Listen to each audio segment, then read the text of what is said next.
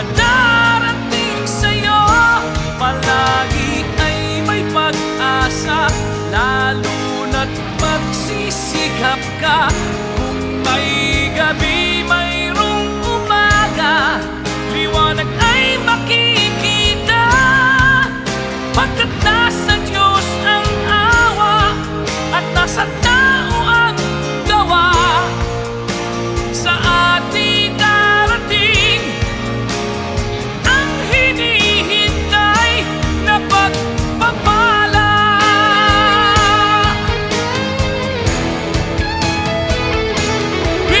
Dapat alam mo na yung tama at mali. Nasasaktan lang kayo dahil napapahiya kayo. Kaya dapat lang sa inyo, hindi hiya talaga. Grabe ka. Tanggalin mo na yung nanay ko ngayon sa senior. Asusweldohin ko ng doble. Pero yung kapal ng mukha mo, ayan, sa lahat ng makakapanood, senior citizen, president, Aliaga Nueva Ecija, napakatapang ng hiya. Pagkakabukas pa lang ng assistant ng pinto ng sasakyan, napansin niya ang isang papel sa ibabaw ng hood. Nakasulat doon, "Pasensya na po, sir. Nagmamadali ako at aksidenteng natamaan ko ang inyong kotse.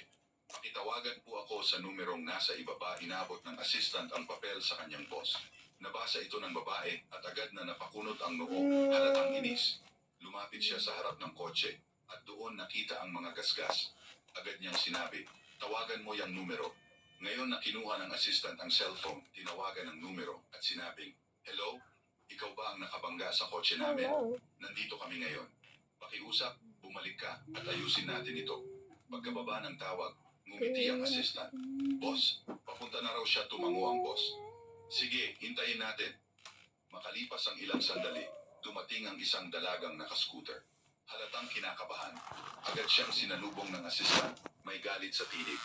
"Hoy, ikaw ba yung nakabangga sa kotse namin?" Tahimik lang na nakinig ang boss habang nagpaumanhin ang dalaga. "Sir, pasensya na po talaga. Nagmamadali ako. Hindi ko po sinasadya," sumabat ang assistant. Mahigpit ang tono. "Hindi sapat ang pagmamadali bilang dahilan. Tingnan mo tong ginawa mo sa kotse. Marami rin kaming kailangang asikasuhin. Ngayon, paano mo yan naayusin?" Halos maiyak na ang dalaga. "Pasensya na po talaga. Ako po ang may kasalanan." "Hindi sapat ang sorry," sagot ng assistant. "Sabihin mo nga."